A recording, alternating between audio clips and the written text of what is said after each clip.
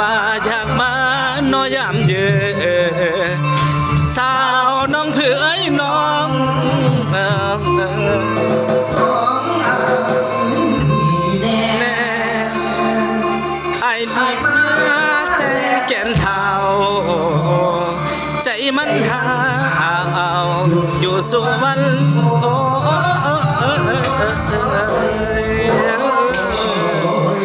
คนงามอ้าวยัง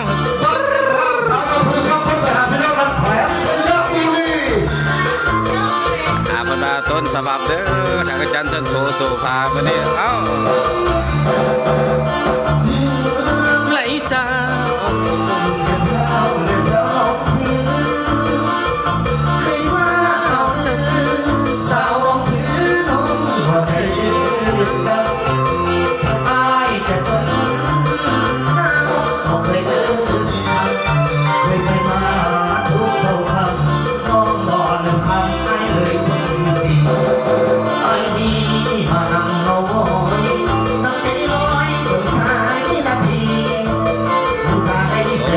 เสียงจริงเสียงตัวจริงเสียงจริงเด้อ FC มันแต่น้อยๆคน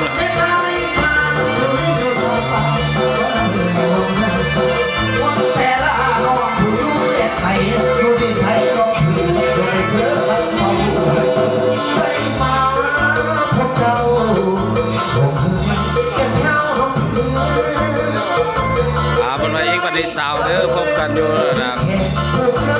บ้านคนโก้เนาะเพราะว่าย้ายห้านคนเด้อ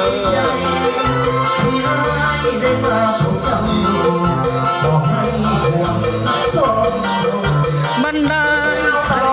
สี่วันในเครื่องกันใส่แดดเป็นเขตสองประเทศไทยน้องสามคนกันเครื่องขีดกันก็ตามซ้ำคือสาวเหมือนมีแนวสักจูงให้ไปเป็นเคยแก่นเท้าเบื้องเลยเคยไปทำบุญร่วมกันให้เขาเคยมา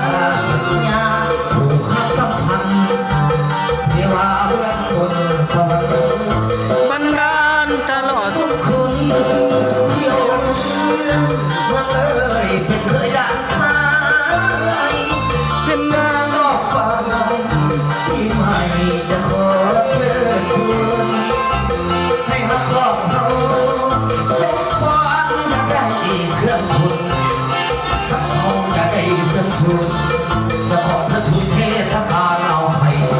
เมื่อเป็นไผ่ดูดีแล้วไอ้ว่าแต่นั้นมาแพ้เป็นตีเป็นใจเราจะได้หนีไม่เป็นสวรรค์มากับของร้องหักก็รอกันยังไม่หมด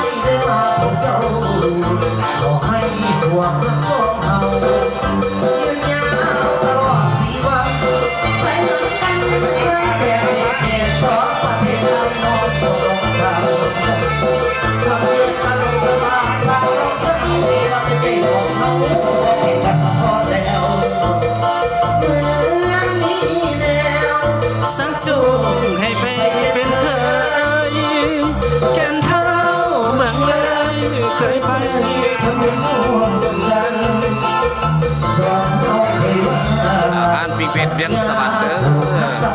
มื้อนี้มาได้เปิดเป็นพี่น้องกองป่ากินข้าวกินน้ำสุขกันเนาะวันที่20เจอกันอยู่ทางตัวข้อหักเกี้ยงเด้อ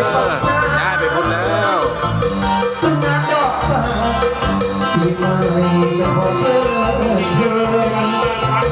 ให้ฮักสองเฮาสุขความจะได้เครื่องบุญเขาจะได้เสริมสูงจะขอเธอถูกเหตุพาเราให้เลือกเป็นไผ่ดูที่หลังนั่นหมายว่าแต่นั้นแพ้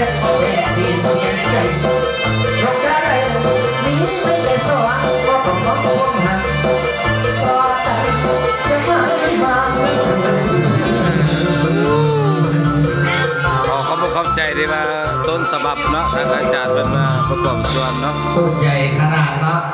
ขอบใจ